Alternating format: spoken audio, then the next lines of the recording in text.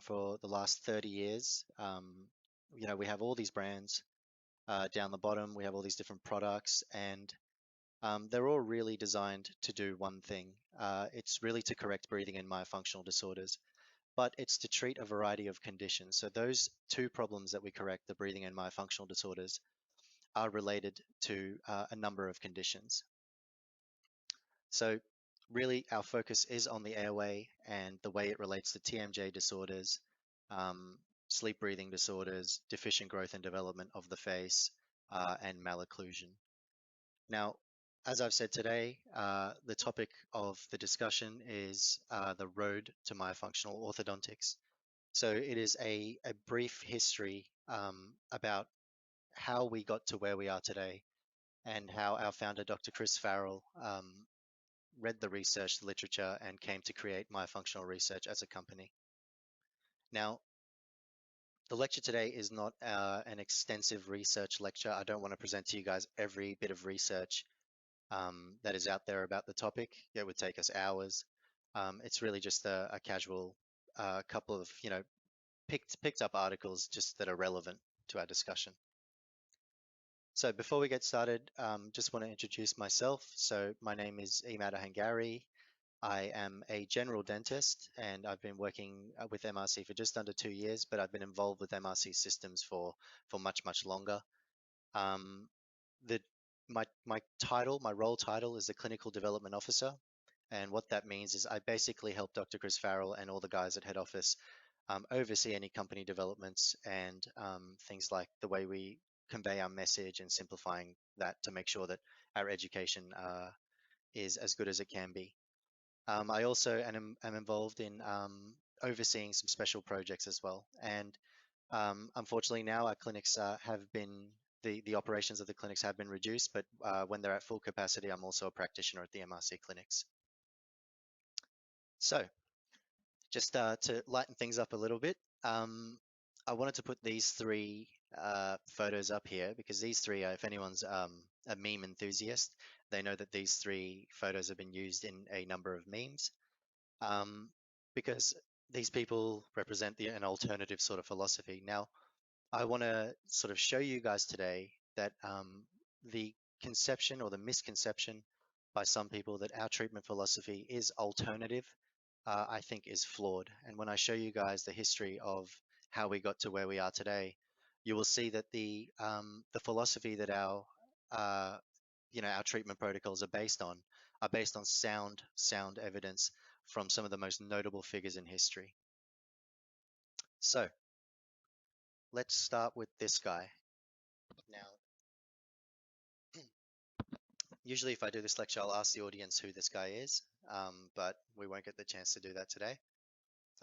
This is Hippocrates. So Hippocrates was around in the 4th century BC, and he was a Greek physician who was widely accredited as the father of modern medicine. Now, he founded the Hippocratic School of Medicine, where he taught a lot of people at the time in Greece, and he arguably established medicine as a distinct profession.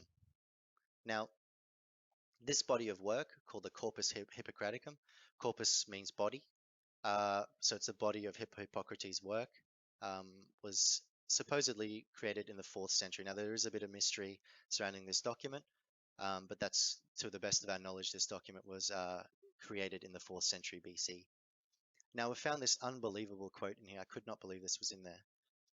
Hippocrates, well, we think that it was him that said it.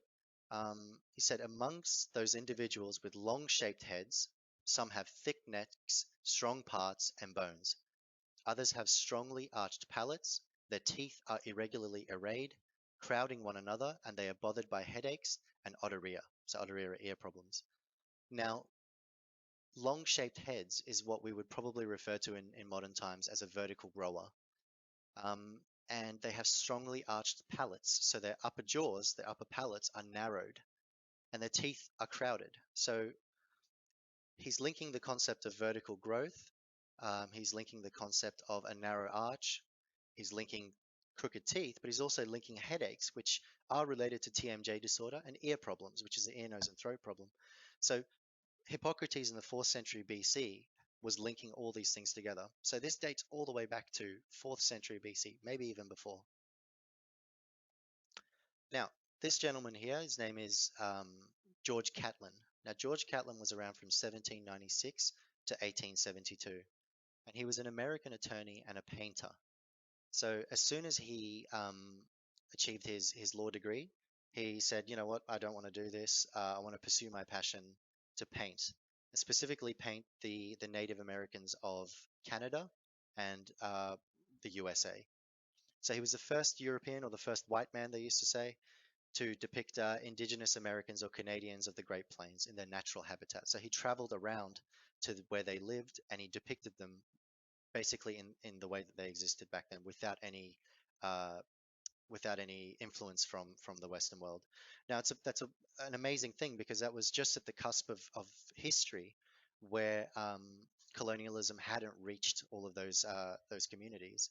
So he went around to about 150 tribes, which is 2 million people, and he produced a whopping 500 plus paintings.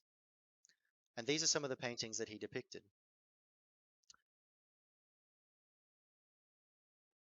So he drew a lot of these. I think these men were chiefs of their tribes, and there was something like over 500 of these types of paintings. Now, the reason I'm bringing him up is after years and years of going around and painting the Native Americans, he created a book. He formulated a book.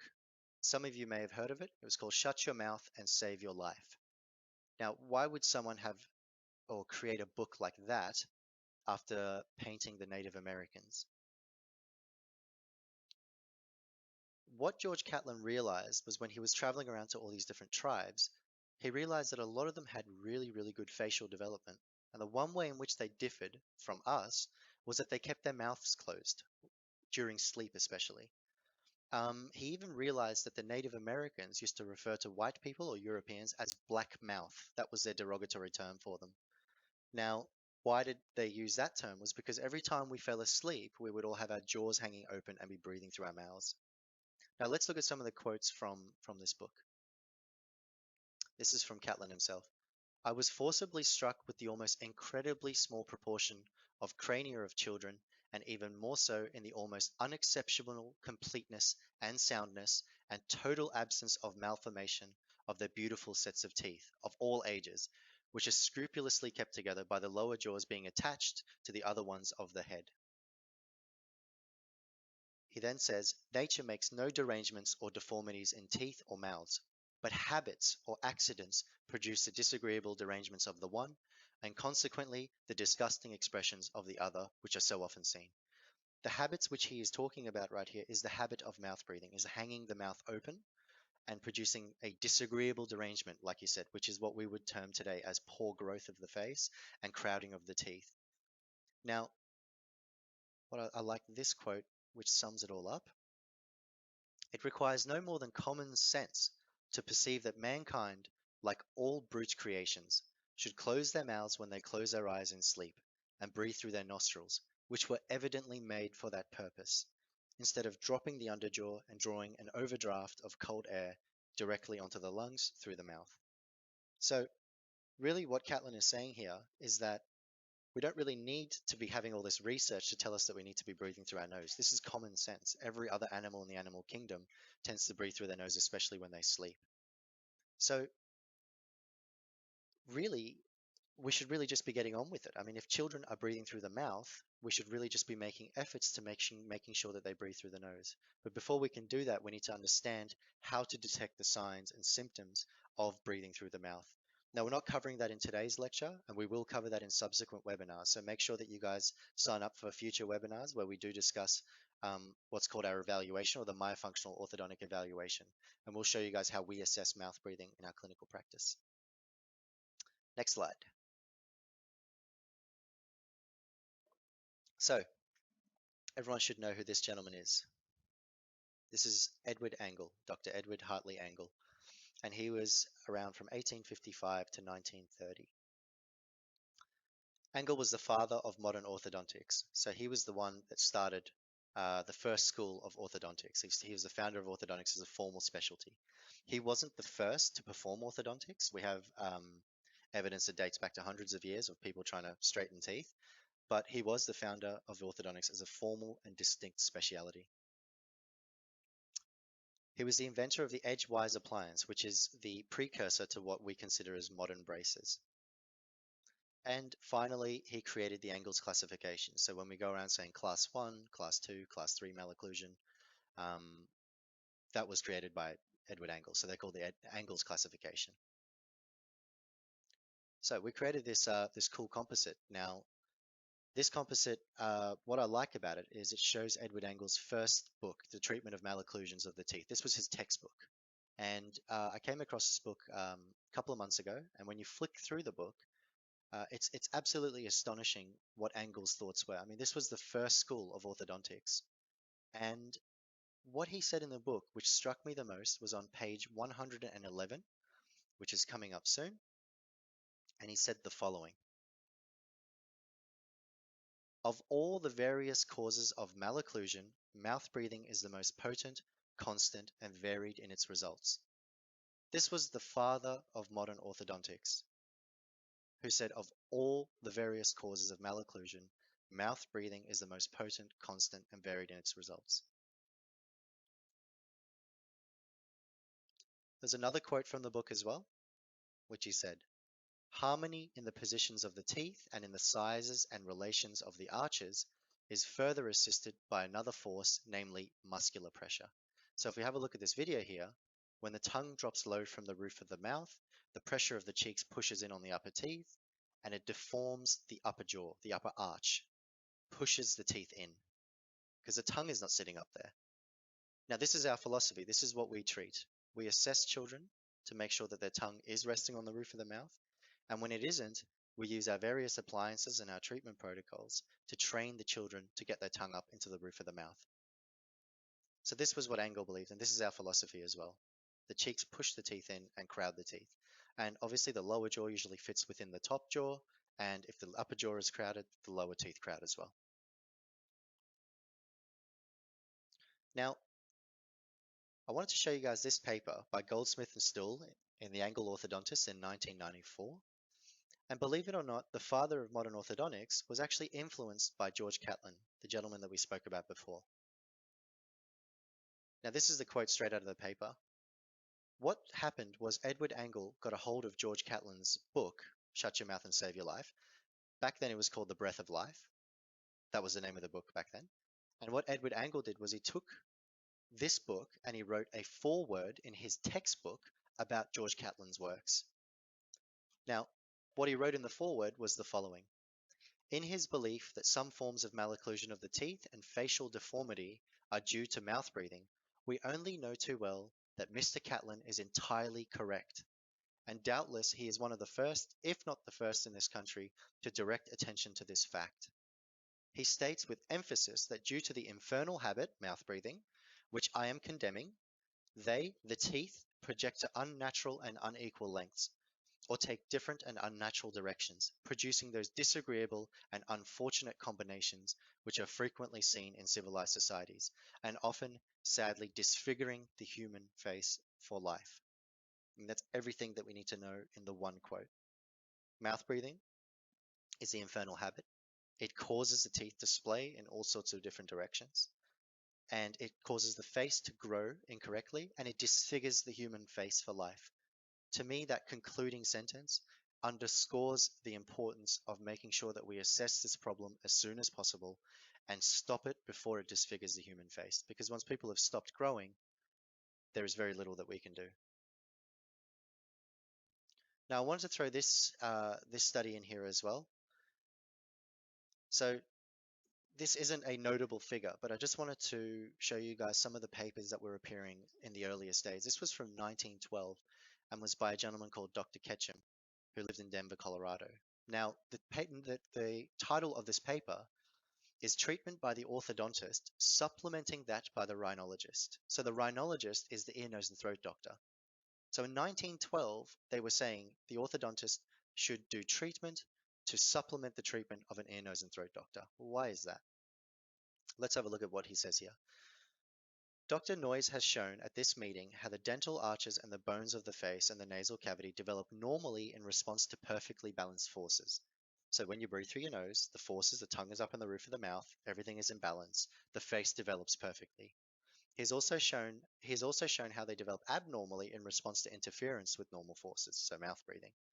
It is my purpose to show how the orthodontist may overcome abnormal forces, how he may interrupt the progress of the abnormal formation of the bones and tissues of the jaws, the face, and the nasal cavity, as well as the accessory sinuses.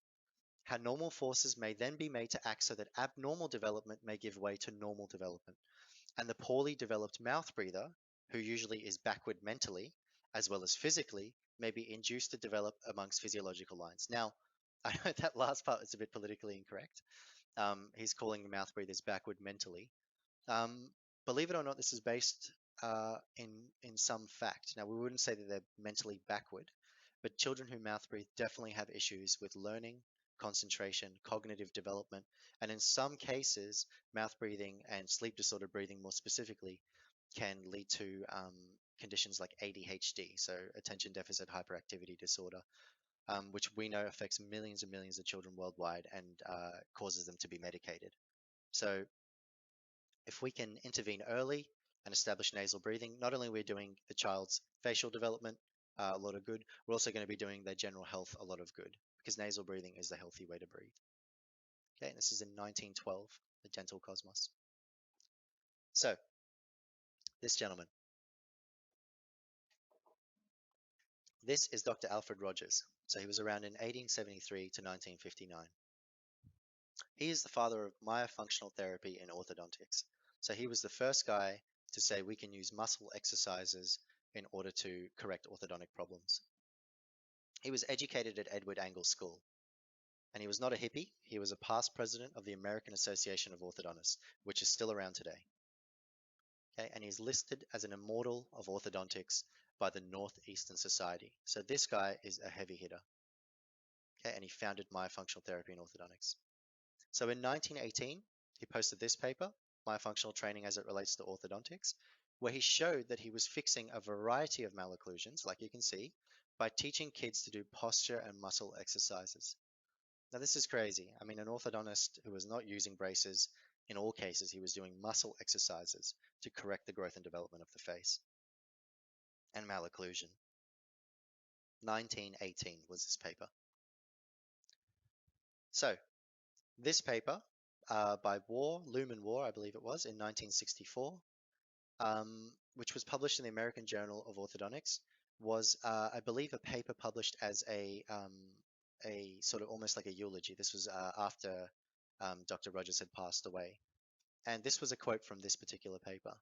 The application of the principle of function as related to structure, so the way that we function with our mouth as related to the jaw structure and the teeth arrangement, especially in the formative years, in the years that the child is growing, was recognized by him as an essential part of treatment on the sound physiological principle that normal function leads to normal structure and largely determines form.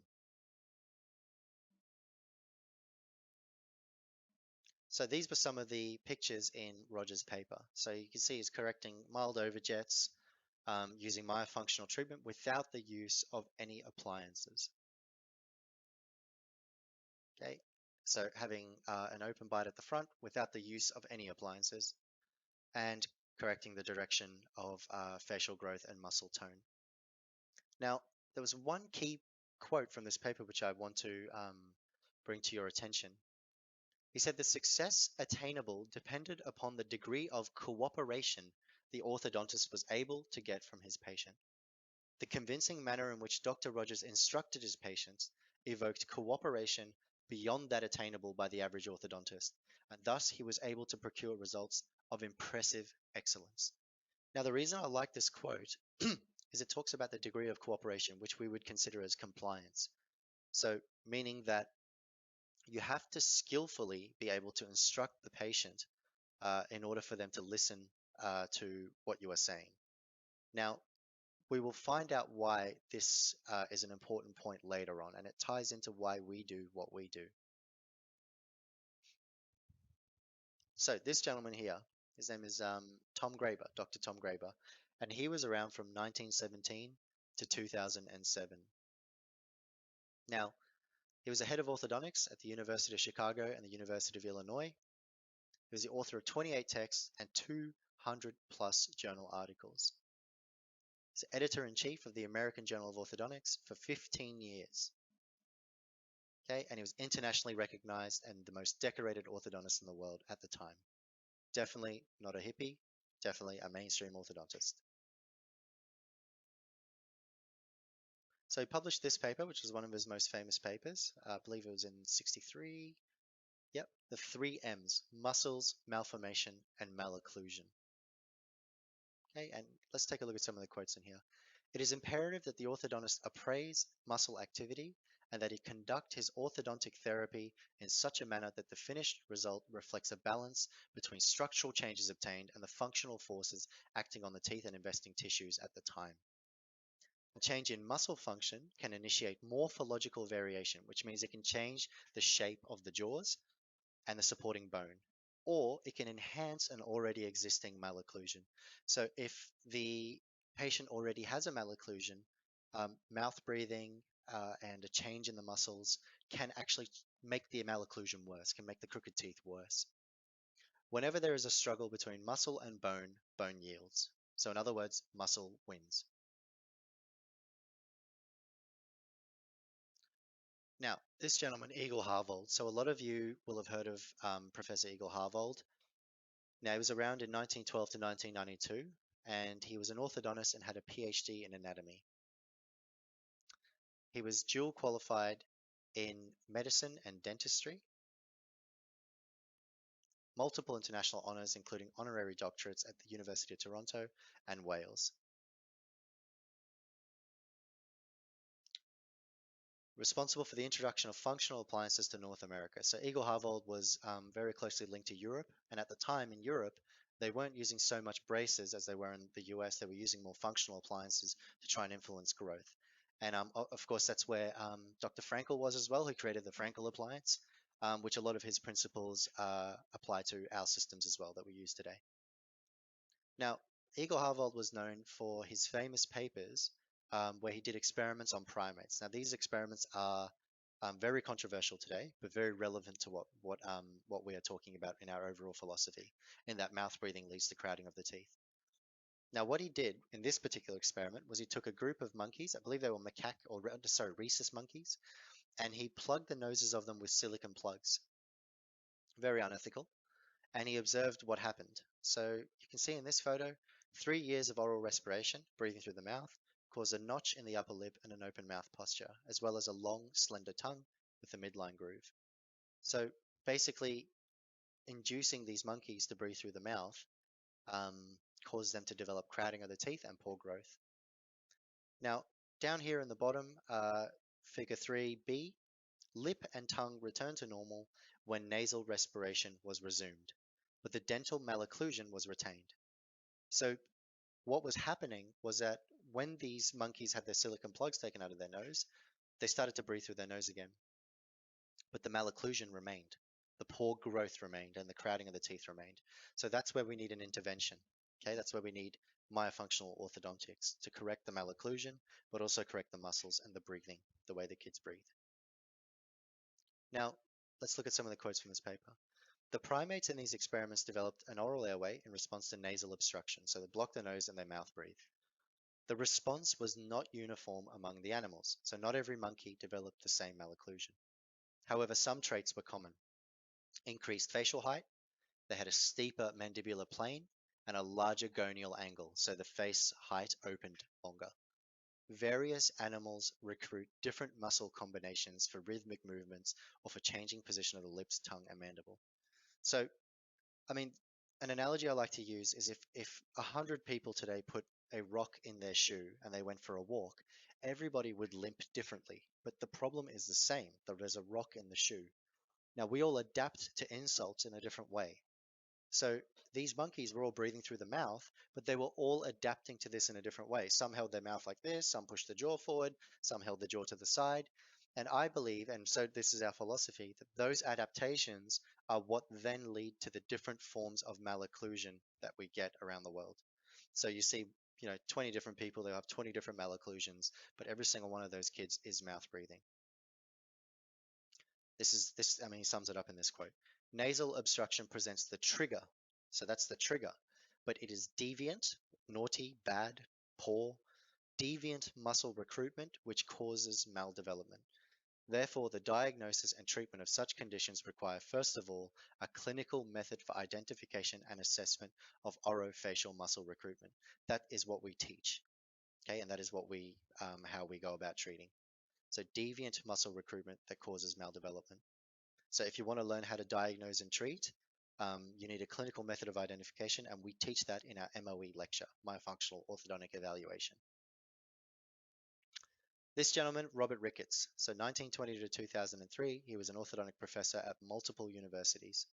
He pioneered the Ricketts cephalometric analysis and the bioprogressive philosophy, and he had delivered over 100 lectures internationally, and he had multiple awards and recognitions for his contributions to the field of orthodontics education and research. Now, he obviously published many papers, but I pulled up this particular paper, which is actually, it's an interview between Dr. Sidney Brandt and Dr. Robert Ricketts. And this was published in 1970. Let's have a look at this conversation. So Dr. Brandt asked Dr. Ricketts, let's move on to another area which is getting increasing attention. There is growing concern about the nasal airway function. Can this be related to early orthodontic treatment? Will such orthodontic intervention have a lasting effect? To which Ricketts replies, this is another subject dear to my heart, and now we're getting into function, and the answer is an exciting yes. From the environmental standpoint, total respiratory function has been the most overlooked factor in clinical orthodontics. The influence of the belief in the 30s and 40s, which is the concept of genetic dominance and the conviction of limited skeletal alteration as a possibility in therapy, which means people believed in the 30s and 40s that crooked teeth became genetic. So there was a swing from Engel's theory into another theory, where they believed that you couldn't really alter the skeleton very much. So it's just genetic, nothing you can do, pull some teeth out later and we can straighten them. This led to the concept of treating just the teeth instead of the face or the patient as a whole. Information collected on failures now seems to suggest evidence of corrected respiratory problems, and not just adenoids and tonsils, but the entire mechanism of any respiratory obstruction. So not just going to the ENT and pulling out adenoids and tonsils. You have to correct the entire way the child breathes. Okay, I wrote on this in the 50s and 60s as well as the 70s, but the profession's majority still only takes lateral head plates and really only few heed airway problems. So lateral head plates is the lateral Ceph X-ray. So ask yourself around the world, if any of you are in the orthodontic field or you work with orthodontists, this was written in 1970 and the theories were around in the early 1900s. Has much changed? I don't know. I don't know if orthodontists are taking more X-rays now that assess the entire airway. I don't even know if they are assessing the airway. But to this day, I think that still a lot of them take two-dimensional X-rays and don't even look at the airway problems. They just they just do some tracings or whatever they do, and they just straighten the teeth. Okay, so we need to look beyond the teeth. We need to treat the entire patient. Okay, so once again, not just adenoids and tonsils, but the entire mechanism of any respiratory obstruction. I just want to make one point on this concept. So I was unlucky enough to injure my knee a couple of years ago. I tore my ACL, and I had to get surgery in order to fix my knee so that I could, play sport again or walk or whatever. Now, before I went in for the surgery, the surgeon recommended that I do pre-physical therapy, pre-physiotherapy, which was rehabilitation on my muscles.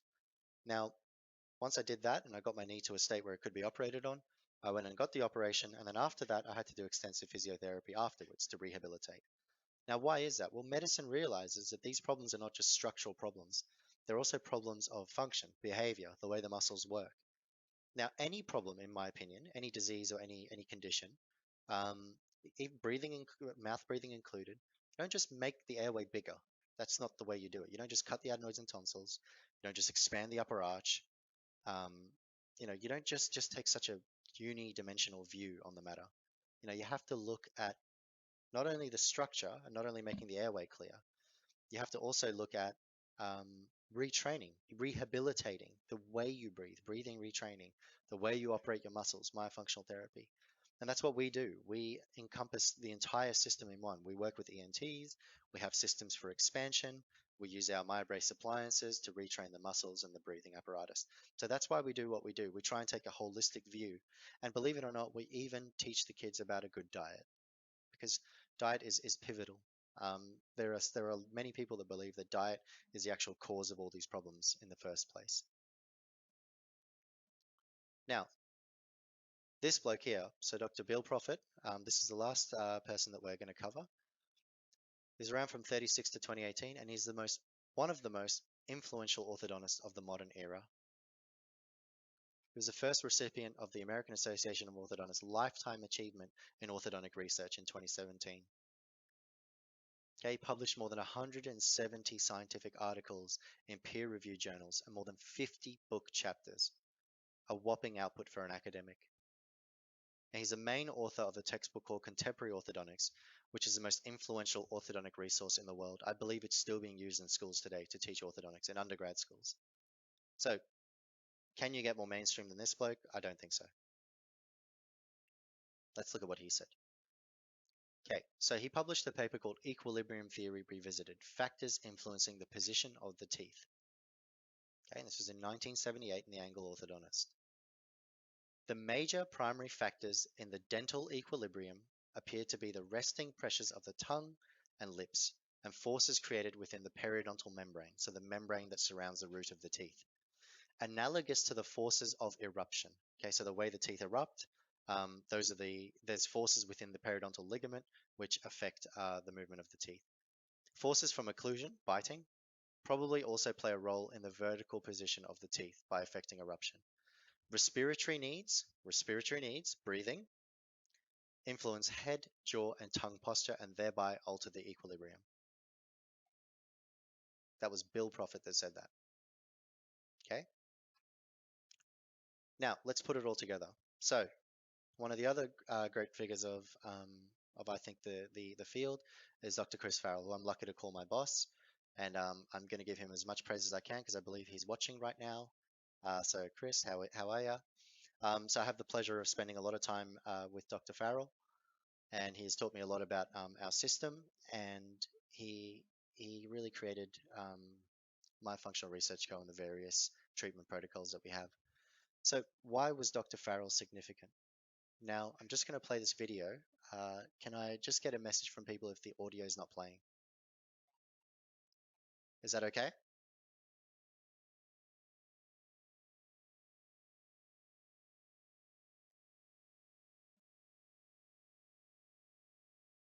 Okay.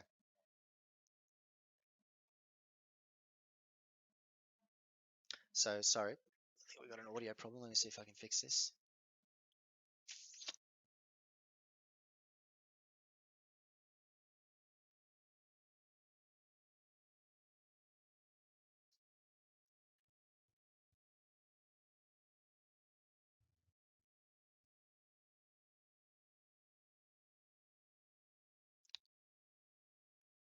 Okay. Any audio? No. Okay. All right. Well, unfortunately, you guys will have to try to listen to my voice. Actually, you know what I'm going to do? Just give me 1 second here. Let's go to built-in output. Okay, let's try this now.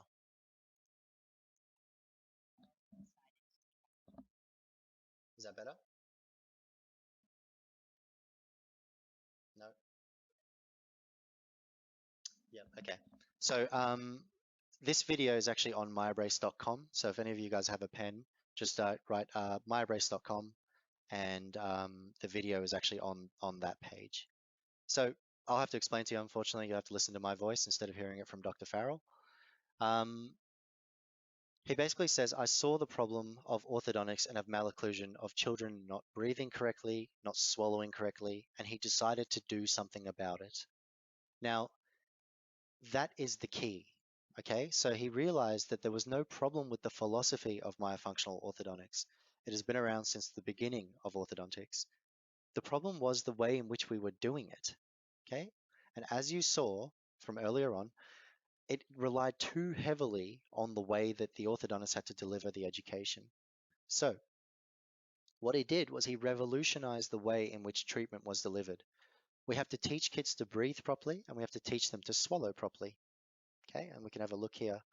Um, I'll just let these videos play. So down here you can see our revolutionary clinic concept.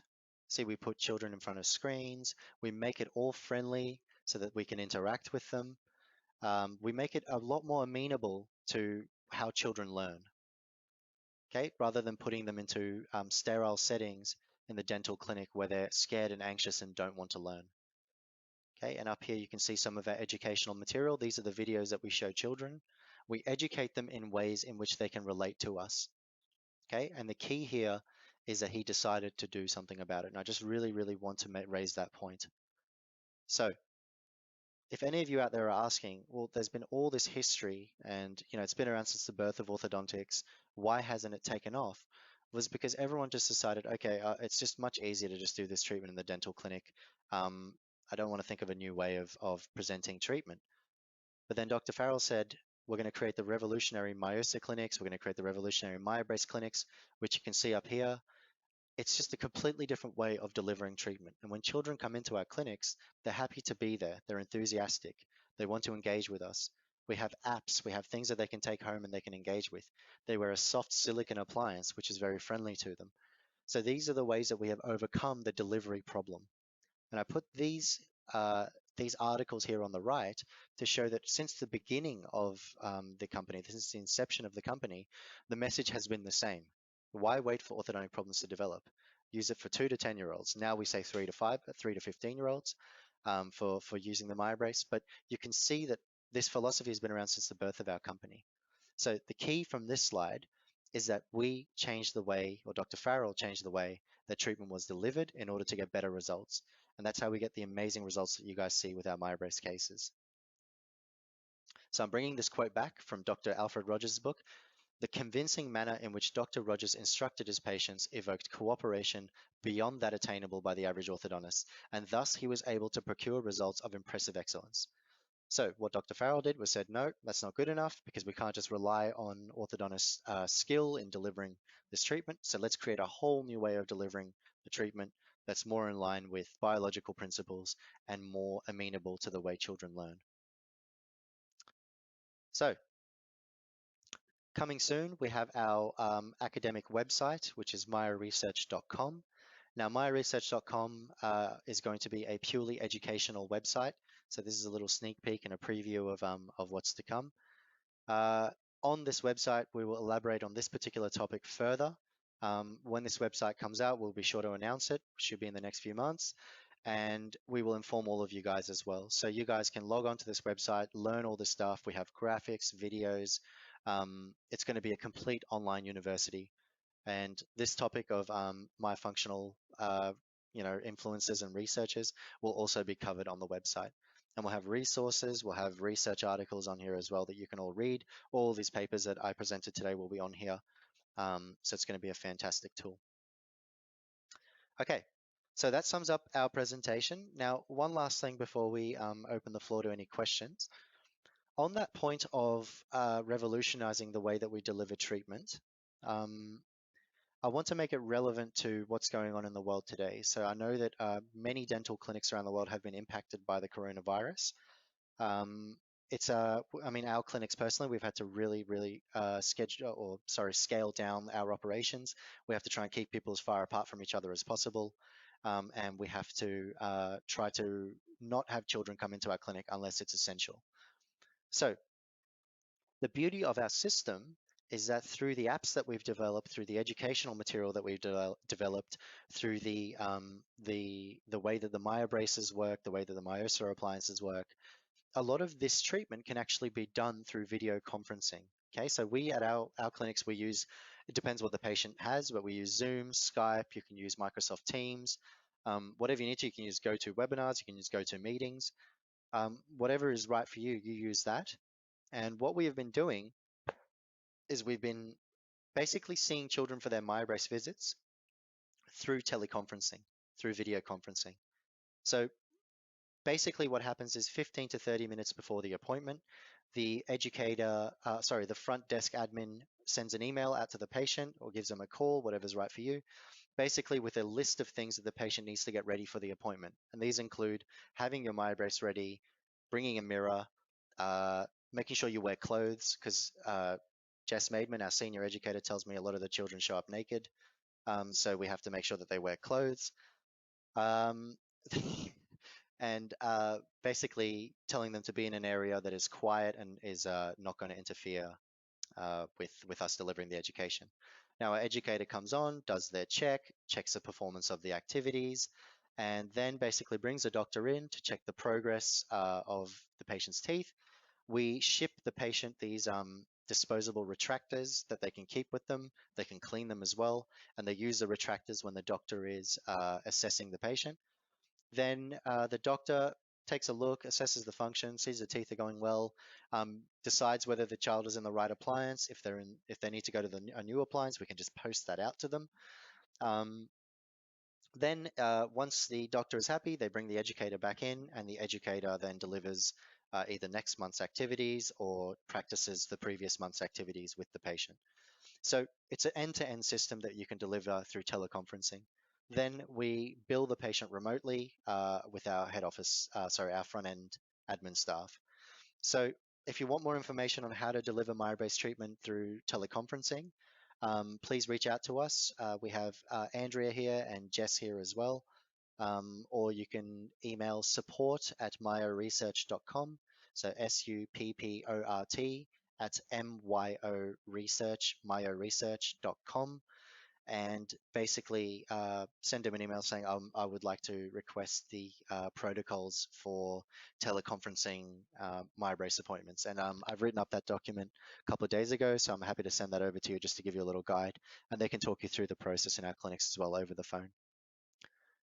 Okay, so let's open. Oh, sorry, before we do that, I just want to wrap up the webinar. So I hope you guys all enjoyed that. It was a bit of a light webinar. This was probably our first big official webinar. We've done a couple before from head office, but this is our first official one. I know our offices in the US and Europe have been doing them, and they've been doing a fantastic job. But what we're essentially aiming to do is that throughout this webinar series, we want to tell a story. So we want to start from the beginning, where you look at the research and you basically you see the history, you see where we came from.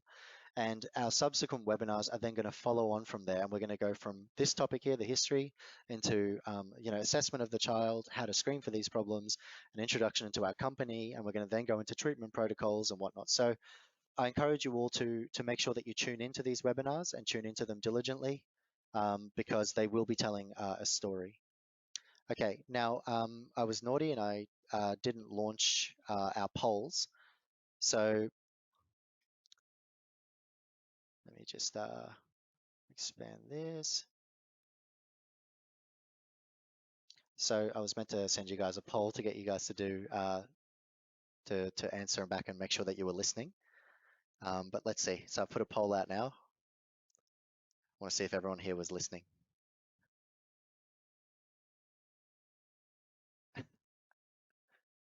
Okay. All right. So we'll give that another 10 seconds. If you guys get this wrong, you're gonna break my heart. Okay. Let's close the poll. Let's see what we got. Who was the first orthodontist to link mouth breathing and malocclusion? It was Edward Angle. So Alfred Rogers was the first to do myofunctional orthodontics, and Tom Graber and Robert Ricketts came after that. Remember that Edward Angle said of all the causes of malocclusion, mouth breathing is the most potent. And I mean, I was cheating a little bit because Edward Angle was actually the founder of orthodontics. So let's have a look at this poll now. Who was the founder of myofunctional orthodontics? Oh, I just gave it away in the last poll, didn't I? Okay, it's looking good. Another 10 seconds.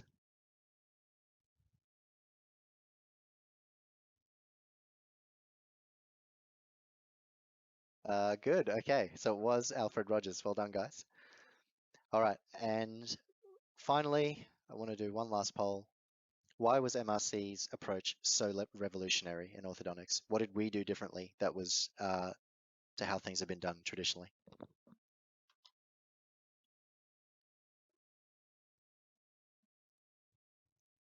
Another 15 seconds.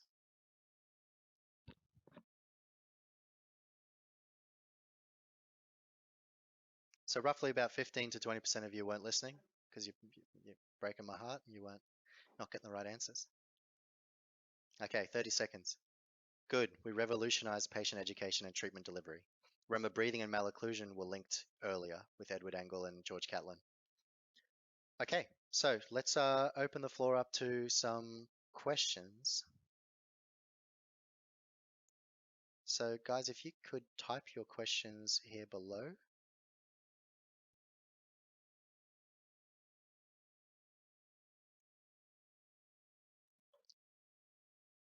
Okay, so um, let's have a look here. Hi, Emad. I hope everyone's doing well. Um, I'm just wondering, sorry, I'm just confused between myofunctional orthodontics and mewing. Could anyone clarify that? Okay, so I'm not an expert on mewing, but I'm a good friend of Mike Mew. I'm not sure if he's here listening, but if he is, hi Mike. So Mike Mew is the son of John Mew, and basically mewing was I think a follow-on from the tropic premise, which was from John Mew. So John Mew published a paper on the tropic premise, and he basically said that if a patient has their tongue up in the roof of the mouth, lips closed, um, the posture of the tongue would then guide the growth of the jaw in the correct direction. Now, I don't think anyone anticipated this, but this went viral and it became called mewing. Um, and essentially, it's really getting the tongue up in the roof of the mouth and making sure that the teeth are in or near contact. Now that's pretty much Dr. Farrell, who founded our company, was exposed to Dr. John Mew, and he was a very prolific user of the BioBlock system, which was John Mew's system. And basically, he realized that it wasn't addressing the mechanism of breathing, and it was quite technique sensitive. So it's a good system, but it is a bit hard to use for many doctors. So he decided to simplify it, create the myofunctional orthodontic system, and basically create the prefabricated myofunctional appliances. Now, our goals in MyBrace are very similar. It's similar to mewing. It's lips together, breathe, tongue in the roof of the mouth. Don't move your lips when you swallow. So we introduced the functional swallowing element as well, and breathing through the nose. So Dr. Farrell really put all those things together to breathe through the nose. Okay. Does one need to go through courses to be a certified member or provider? So the answer is yes. In order to be a certified provider is our highest level of membership. So we have the introductory, or what we call MAG, MyBrace Activities Group, which is our introductory membership group. Now that is just for people that want to dabble in the system, use it here and there. Then we become a MyBrace member, which is where you're doing all the things that we ask you to do. Your clinic layout is as we say, and you then get your MyBrace membership. Now the certified MyBrace provider is actually by invite only, so you have to treat an X amount of cases well. So you can't just be treating them, using braces here and BioBlock here. It's got to be to our protocol. So if you're doing what we say you do, you then get invited to become a MyBrace certified provider, and those are really our star clinics around the world. So I hope that answers the question. Prior to MyBrace treatment, the nasal blockage problem to be corrected first. Okay, so thanks for that question. Now, I fully acknowledge that some people say to immediately clear the nasal obstruction. My response to that would be depends on the degree of obstruction. So there's varying opinions around the world. There's different ENTs that say different things around the world about this particular question. In our view, it depends on the degree of obstruction. So through our protocols and the way we teach you to assess breathing function and the way you assess radiographs and the way you assess the child's you know, overall condition, their symptoms, that determines whether they need an immediate referral in order to get treated by an ear, nose, and throat doctor, or what we do is we attempt to establish nasal breathing first. Now, it's important to realize there can be a restriction in the airway, so there can be a narrowing which increases resistance to breathing, and that can induce mouth breathing. Or there can be a blockage, like a severe significant blockage of the airway. So deviated septum, your adenoids swollen, your tonsils. Now, I'm not an ENT, so I don't want to go into that too deeply. But what we do is we essentially attempt to establish nasal breathing first. If we fail to do so, the MyBrace appliances keep falling out. The child is just not improving their breathing metrics at all. What we do is then we use that as a trigger to send them off to an ear, nose, and throat doctor. Now, we have a range of appliances. So the Myosa system for kids, and we have the MyoBrace K0, which if a child is mouth breathing, you should be using those systems. The MyoBrace K0 is, and the Myosa system has a large breathing hole at the front. So what it does is it opens the airway, so you can still breathe through the mouth. We're not blocking off the oral airway. But what it does is it brings the jaw forward and opens the bite to open the airway. And what we do is we establish a functional airway. So these children have dysfunctional breathing. And what we do is we use these appliances to help open their jaw so that they can breathe properly. Now, if we can't transition them to nasal breathing, if the appliance falls out or their breathing function is not improving, then we work with our ENTs who are fully on board with our way of our protocols. And, they determine whether the child needs surgery or the child needs nasal spray or whatever they need. Okay, so I hope that answers the question. How do I get notified for subsequent MRC webinars? Do MRC lectures for diagnosing exercise assessment, are they available online? So you will get notified in the same way that you were notified this time. We will post things on social media. I encourage everyone to follow Myofunctional Research Co. on Facebook and also follow the Myofunctional Orthodontic Forum, where there's interaction between a lot of different professionals around the world. And we will be posting on those things. We will also be sending out emails to the dealers that distribute MyoBraces in the regions. So that's how you can get notified for that. Now, is this CPD credited? Now, I believe that Andrea, who is the manager of these webinars for the headquarters, she's going to be sending out a certificate. Andrea, I think that's right. Now, I don't know whether that certificate will be um, to your standards in whatever region that you're in. I don't see why not, but just check with your accreditors. I mean, this is an educational, it's an hour-long CPD course, so I don't see why not. But you will get a certificate that says that you attended this webinar afterwards. What is the reason current orthodontists do not approach myofunctional treatment? Okay, so there's a variety of reasons. I don't want to be too controversial here, but what happened was soon after the Angle School came to being, there was an Australian orthodontist called Dr. Raymond Begg, and there was an American orthodontist called Dr. Charles Tweed, and these guys were sort of unhappy with the teeth, the results of the teeth that Angle was achieving. He was expanding these kids, using systems that weren't working very well. They were relapsing. So what these guys promoted was a philosophy where we were just looking at the teeth. So they were saying, well, look, the teeth aren't looking good. The teeth are relapsing. We need to pull these teeth out. We need to do braces. These guys were the pioneers of sort of extraction braces treatment.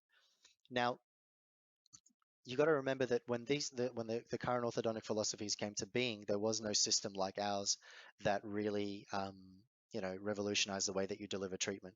So it was much easier to just straighten the teeth and do what the patients request. But your job now as a practitioner is really to educate the patient on the causes of their problem. Tell them that, hey, look, I've detected mouth breathing, detected muscle problems. And then you say, we have a system now to treat that. Now, if they say, no, I don't want that, I just want straight teeth, fine, do braces, that's fine. But what we're trying to do is we're not trying to demean the way orthodontists are doing things. It's not the case at all. What we're trying to say is that there are other benefits to treating the underlying conditions, other benefits to treating myofunctional habits. that go beyond just straight teeth. I mean, that's just one of the benefits of treating myofunctional habits and breathing disorders.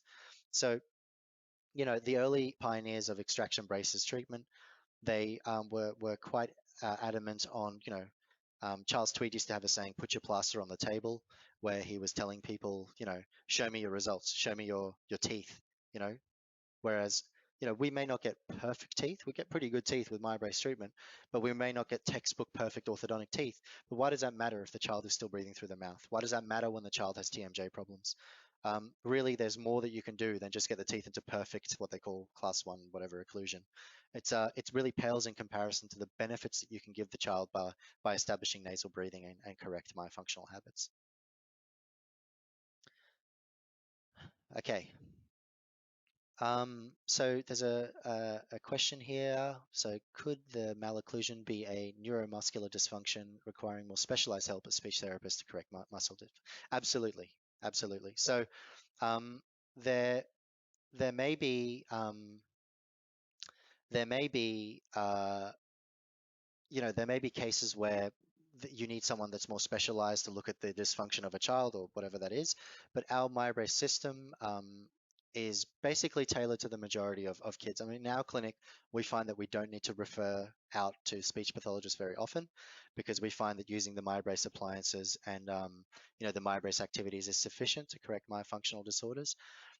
If we're still struggling, we still have that option. Now, it's basically the best analogy I can give you is that if a patient is wanting to lose weight and they're obese, they do visit their primary physician first, and the primary physician recommends a good diet, good exercise, etc. So, um, that is the first port of call. Now, if that doesn't work for many people, and that is what they should really be doing, they should be having a good diet and good exercise.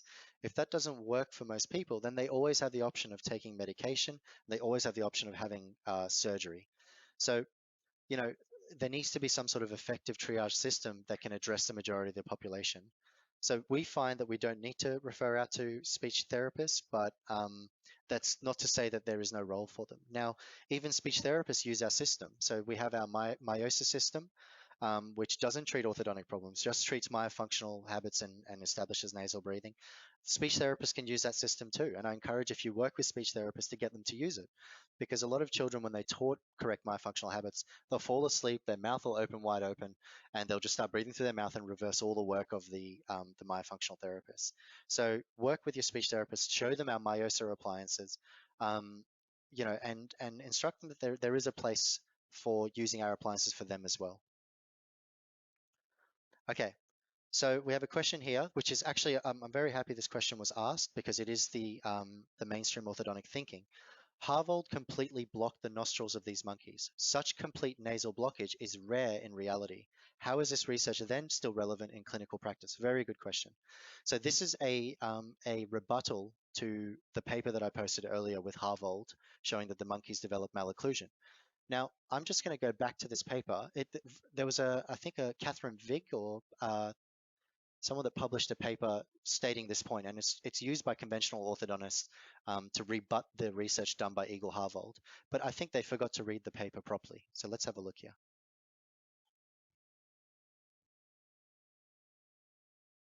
So whoever asked that, you weren't listening. Okay. Nasal obstruction presents the trigger factor, but it is deviant muscle recruitment which causes maldevelopment. Okay. So it's not the blockage of the nose that matters. It's the way in which the muscles adapt to mouth breathing. So as you know, in clinical practice, a partial blockage of the airway is still enough to trigger mouth breathing. So you don't have to have a complete obstruction of the airway. If a child has big adenoids or big tonsils that don't completely block the airway, they still mouth breathe. And that changes the way the muscles are recruited. And it's the deviant muscle recruitment that causes the teeth to crowd. Now, this is a concept that was backed up by Donald Enlow's work as well, which we do teach in our growth and development lecture. Enlow published potentially the most influential work on growth and development. And in that book, he says, when you open your mouth, the signals that are portrayed to the muscle, to the bones change. And these different signals will then trigger a different growth mechanism. So just remember, if anyone asks you that question, any orthodontist, you have to tell them that it's not the level of blockage that matters. It's the way in which the patient opens their mouth. That's what really actually matters. Hope that answers the question.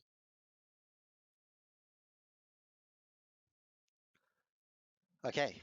Um, so parents come in thinking that myofunctional treatment replaces orthodontic treatment for financial reasons. How do you manage the narrative when proposing myofunctional treatment? So good question, Doc. It's Dr. Correa. We use our MyoBrace First Consultation application. So if you go to myobracefirstconsultation.com, as soon as a patient comes in for a consultation, we go through that application and we educate the patient. Okay, so really what we're doing is we're not doing orthodontic treatment itself. Now, what I mean by that is that we do straighten the teeth. The teeth do straighten, they become straighter, but we don't focus on ignoring everything else and getting a perfect, Hollywood sort of smile. What we aim to do is correct the underlying factors, which I told you is nasal breathing and correcting the muscles, and essentially leading to straighter teeth. Now, the first consultation app makes that clear. So what I say in our first consult is these are the benefits of treating this way. If you do not treat this way, that's your decision. That's fine. If you want to just straighten the teeth and ignore it, that's fine. Go seek a second opinion from an orthodontist. That is completely okay. You can only give the patient what they want, but it is your responsibility as a clinician to educate the patient on the cause of their problem. If a patient comes in and they say, I have this mole on my face and I don't like the look of it, can you just paint over it? And it's a cancer, it's your responsibility to say, look, this is a cancerous lesion. Okay, this is something that is dangerous for your health. This is going to affect you in this way.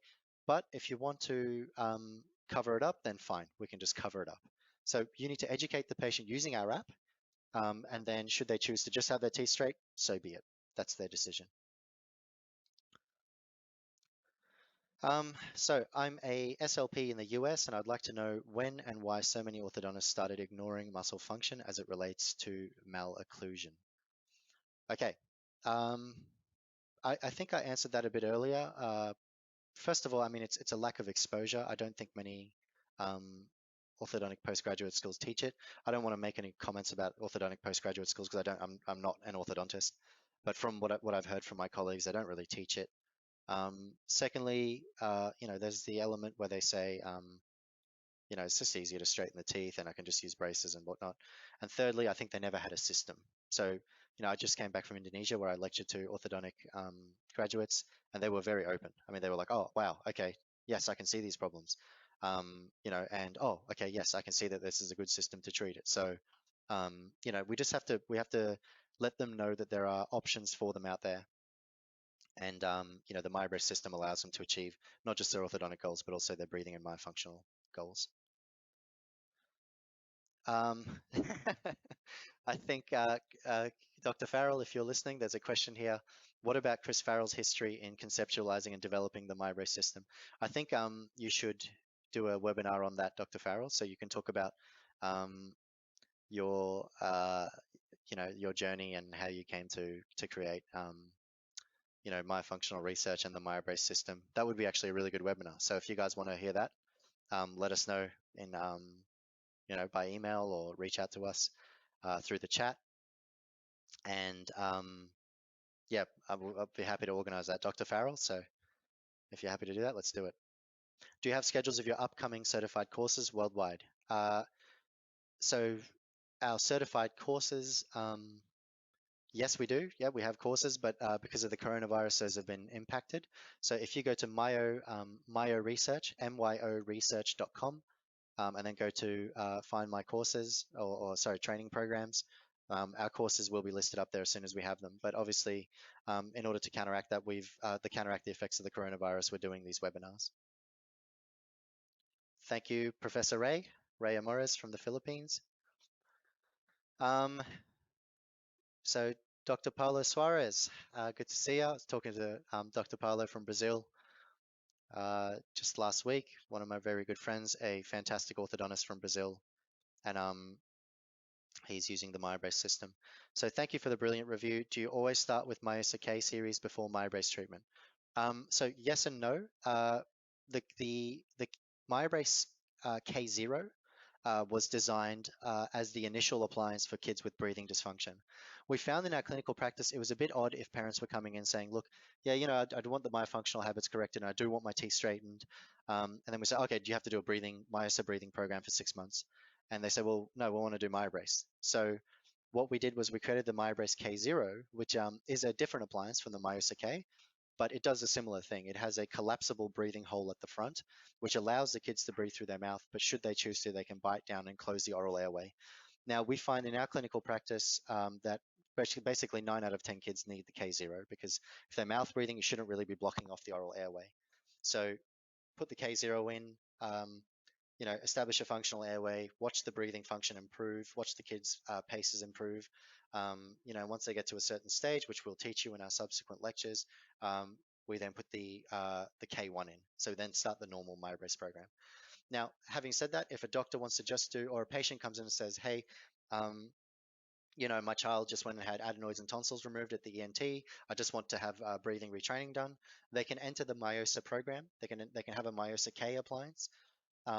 So they can go through that program, and then once we establish nasal breathing from the Myosa K program, then they can enter the MyoBrace program. And in that case, if nasal breathing is established in the Myosa K program, they just go straight into MyoBrace K1.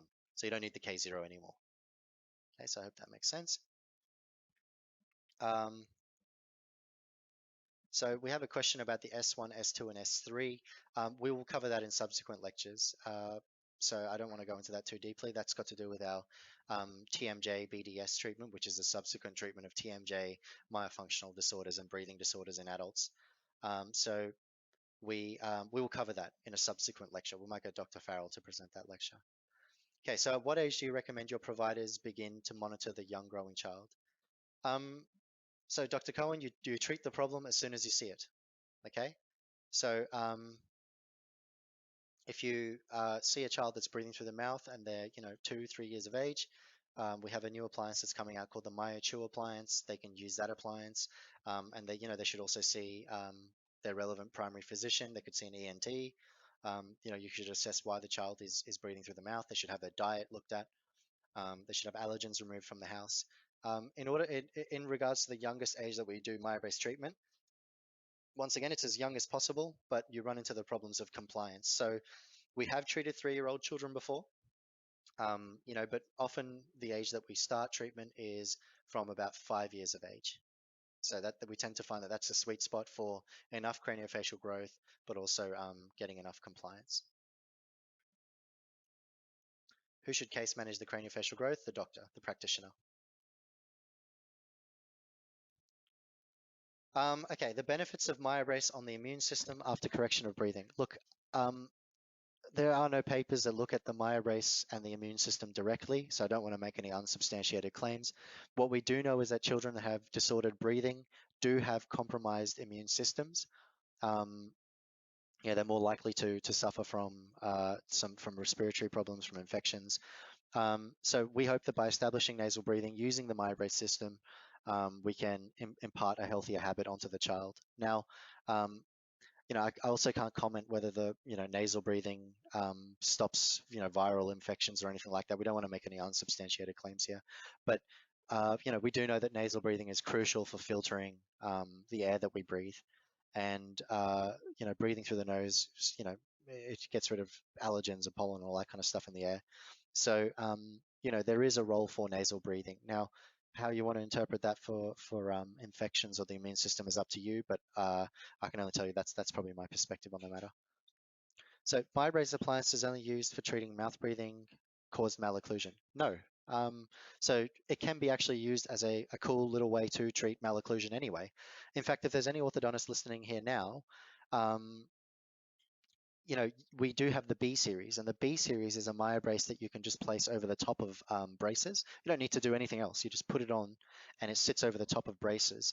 Now, you put the braces on, put the B series on. It shields the cheeks and the gums from the brackets. It makes the treatment more comfortable. It holds away the deviant muscles from the teeth so that the orthodontic treatment progresses better. And there was a publication last year in the American Journal of Orthodontics, which I suggest you all have a look at, looking at the our T for B appliance, which is the precursor of the B series, um, and combined it with braces. And a fantastic case treated in China. The teeth are straight, no fixed retainers, facial development improves, mouth breathing's gone. And you can still treat even younger kids, for orthodontic problems. You just treat them in the same way. I mean, the way that which we teach is much, much simpler than putting brackets on and monitoring facial growth and using very tricky functional appliances. You just use prefabricated appliances, and you can use our BWS appliance to expand the top jaw. In some cases, we use um, sorry, the BioBlock system, you can use that. So whatever, it can be a simple way to just straighten the teeth. But what you don't want to say is, you don't want to say to the patient, yes, we do orthodontic treatment, because you're not exactly achieving the goals to an orthodontist's standard. I mean, you should always abide by, the board certified orthodontic standard. You basically educate the patient on the causes of their problem, and you say, look, this is how we treat it. Your teeth will become straighter, but it depends on your compliance and how much you're growing. Um, and you can go about and just do my brace treatment to just straighten the teeth. But I don't recommend saying to patients this is a replacement for braces, because they do treat things slightly differently. So it's similar to saying that diet and exercise is a replacement for liposuction. It's not exactly true. Diet and exercise are good if you can do them, and they do make you much healthier. Um, and as a result of treatment delivery, all these different types of gyms have sprung about, F45 gyms and group classes. But there's still always going to be a place for weight loss pills and liposuction. But we know that there's risks and side effects of those procedures. And there are actually risks and side effects of orthodontic treatment. When do you consider referring a patient to an ENT? Well, like I said before, it depends. Straight after the evaluation, you can basically see the degree of dysfunction and problems in the child, and you can either refer to them straight away, or if you, based on our criteria, if you determine that you can start treatment using the K0 or the meiosis system, whatever you're using, you can start treatment, and if within 3 months we can't establish nasal breathing, we pause treatment and we send them off to a ear, nose, and throat doctor. Now, when do we start treatment after ENT intervention? Look, really, it can be 1 to 2 weeks after. It depends on the intervention. I mean, if it's just a spray, you can just do it straight away. If it's surgery, use the discretion of the ear, nose, and throat doctor. Conference with them, but we often find it's within 1 to 2 weeks after. It can take up to three months or so for the surgical site to heal, so just be wary of that. Uh, Someone's asked if I still have the coronavirus. uh, I'll answer that person in private. Okay, so someone's asked me to discuss the MyBrace treatment. Relapse of MyBrace treatment. Yes, they can be relapse after MyBrace treatment, because you got to remember that it's not just putting the MyBrace in that prevents relapse, it's achieving the goals of MyBrace treatment. The MyBrace is merely the tool to achieve our goals. And I touched on the goals earlier. They're similar to mewing. So tongue in the roof of the mouth, breathing through the nose, lips together, and no lip movement when you swallow. If you achieve those 4 things, then you will ensure that the teeth can remain as stable as possible. Okay, so um, remember, it's not just like put the MyBrace in and then after you're done, you say, okay, you're all good after 2 years, you can finish now. You have to learn to assess soft tissue dysfunction. You have to learn to assess poor myofunctional habits. And then you use the MyBrace system in order to achieve your treatment goals. Okay, so don't forget the MyBrace is just a tool to achieve the goals. If the patient starts relapsing, you need to look a bit closer and see whether you have established your treatment goals. Now, we have a whole retention protocol. So you shouldn't just finish the 2 years and say, all right, you're done now, bye-bye. We don't do that, okay? So we have a protocol for assessing patients through retention to make sure that the myofunctional habits are addressed. Okay, so if you're not doing that, please reach out to our support and we'll send you the protocols. Can you start for a 1.5-year-old? You can't start MyBrace treatment per se because they won't be able to comprehend the activities, but we do have the Myotalia, we do have the Myotalia Myochew appliance, which you can use, which is sort of like a chewing appliance. It sort of like acts like a pacifier that helps to establish the correct function and habits. But at that sort of age, we would, assess other things, like you'd assess tongue tie, you'd assess poor diet, intolerance to something.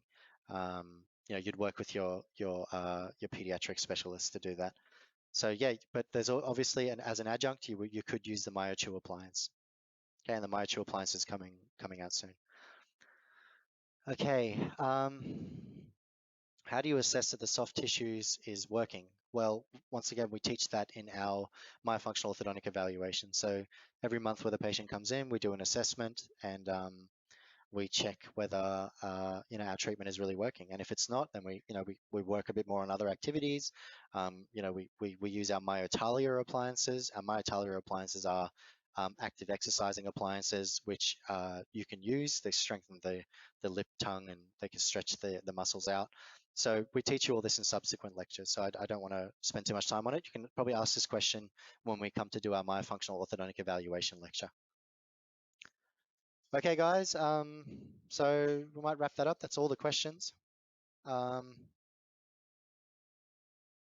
yeah, that's. I hope you guys got a lot out of it. Dr. Sue, is this lecture recorded? Dr. Sue, we'll reach out for you.